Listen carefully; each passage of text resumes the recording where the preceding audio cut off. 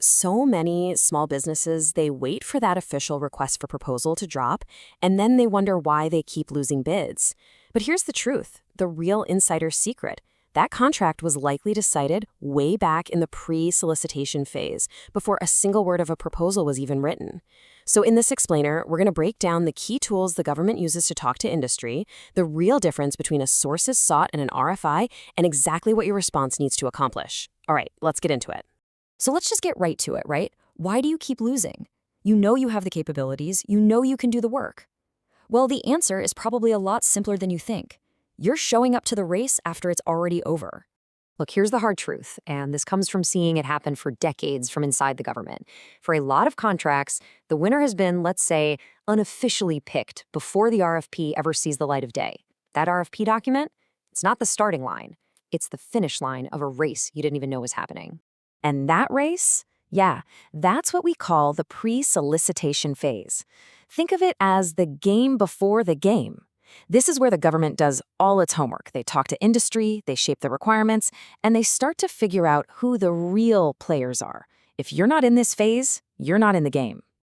All right, so how do you actually get in on this game? Well, you have to understand the language the government is speaking during this critical planning stage. We're about to break down all the key documents and events that are basically your ticket to influencing the outcome. Okay, think of this slide as your roadmap for this whole pre-solicitation world. These are the 4 main ways the government will reach out to industry before an RFP even exists. And trust me, each one has a very different purpose. Let's dig into what each of these really means. All right, first up, the easiest one to understand, the pre-solicitation notice.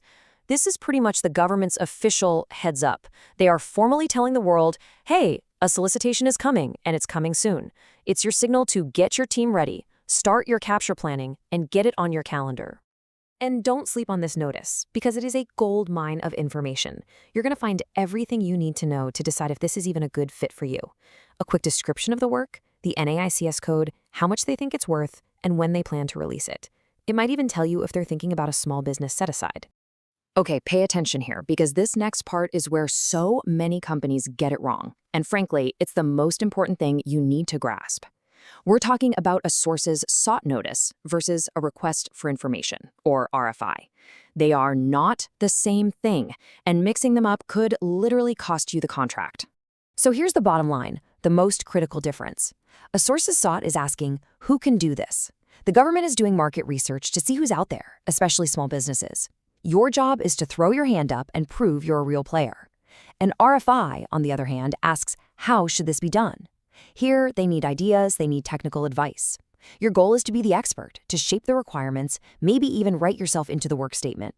See, when you answer a sources sought notice, you're doing way more than just waving and saying, hey, we exist. You're actively participating in the government's formal market research. Your response helps that contracting officer see who's interested and, crucially, helps them decide whether to set the contract aside for small business. This is your chance to tilt the entire acquisition strategy in your favor. That's huge. And hey, if you're still not convinced, just read this quote. It says everything. I hear it all the time. Companies want to get in front of the decision makers. Well, guess what? A really good, well-crafted sources sought response is that conversation. It's your direct line to the contracting team. It's your shot to make a killer first impression before your competition even knows what's up. Now, an RFI, that's a totally different ballgame. It's a strategic move. This isn't about winning a contract tomorrow. It's about setting yourself up for the next 5 years. The government is basically saying, we're open to new ideas, show us what you've got. This is your time to shine, to market your expertise, and establish your company as a thought leader. And if you do it right, you might just get an invitation for a one-on-one meeting. You're playing chess, not checkers. Okay, so we've talked about the paper trail, but there's another really critical piece of this puzzle, the industry day. Way too many contractors just treat this like a boring lecture, but it's an active, intelligence-gathering mission and a networking goldmine. This is your shot to get inside the government's head and find out what they really want. So what exactly is an industry day? Officially, it's where the government's program office presents their big plans for a future contract. They basically lay all their cards on the table, their goals, their timeline, and they ask for your feedback. It's meant to be a two-way conversation between them and you. Look, to really crush it at an industry day, you've got to put yourself in the government's shoes. What are they trying to do? They need to make sure you understand what they need, and they want to learn from you. They want to know what's new in tech and how they can use your feedback to write a better RFP. Your job? Be the expert they need you to be. Pros don't just wander in and grab a coffee. No, they come prepared. First, you study everything they send out beforehand. Second, you come with smart, targeted questions that prove you get it.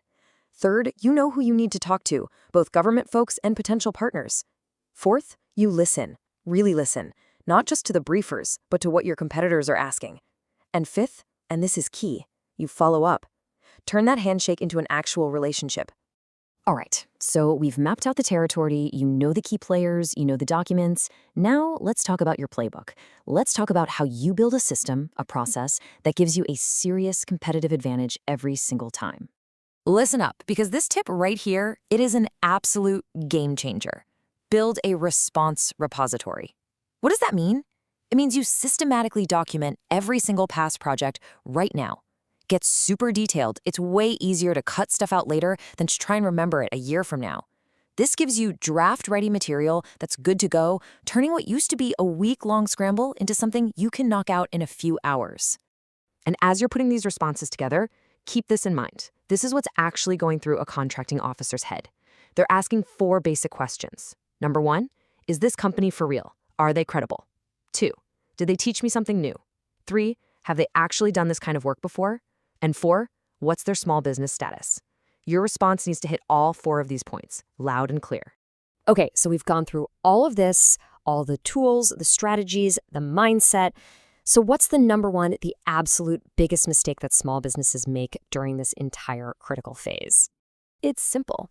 They wait. They just sit back and wait for that formal RFP to hit the street. They just give up their only shot to actually influence the requirements, to build a relationship, to position themselves as the logical choice. They let their competitors play the entire game before the game, and then they're surprised when they lose. So I'm going to leave you with this final thought, and it's really a question about your entire approach. When it comes to government contracting, are you just going to be a passive bidder, somebody who just answers the mail when it shows up? Or are you going to be a proactive partner, someone who gets in the game early and helps them write the mail in the first place? The choice really is up to you.